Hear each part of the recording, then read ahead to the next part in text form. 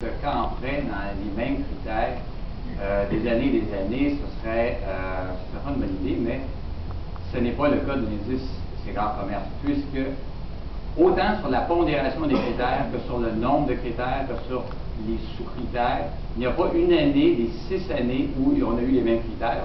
Ceux qui sont évalués dans la salle le savent, parce que c'est une cause de stress énorme. Alors, la création de valeur qui comporte 5 critères, un des critères a changé, 2 ont été combinés au fil des ans. L'ergonomie, c'est parti de 3 critères, après ça il y en avait 5. Au niveau de l'ergonomie, une évolution constante par rapport à la bande passante qui était une denrée rare il y a 5 ans, qui ne l'est plus aujourd'hui.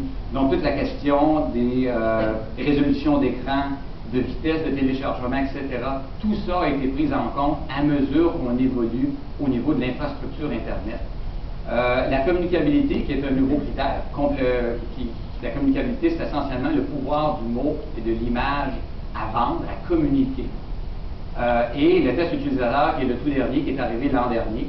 Donc, je ne peux pas dire qu'on peut parler ici de quelque chose qui est statique, quelque chose qui bouge, qui va avec le marché. Et donc, à ce niveau-là, je pense que même au niveau des évaluateurs, les évaluateurs ont changé au fil des ans. Et on se retrouve avec des évaluateurs qui sont d'entreprises différentes, qui arrivent avec leur propre expertise. Je ne suis pas un expert en ergonomie, puis je ne m'essaierai pas 2 minutes d'essayer d'évaluer un site au point de vue ergonomique, c'est certain. Je vais laisser ça à d'autres, puisque je ne m'y connais pas. Ça, c'était pour le côté évolution.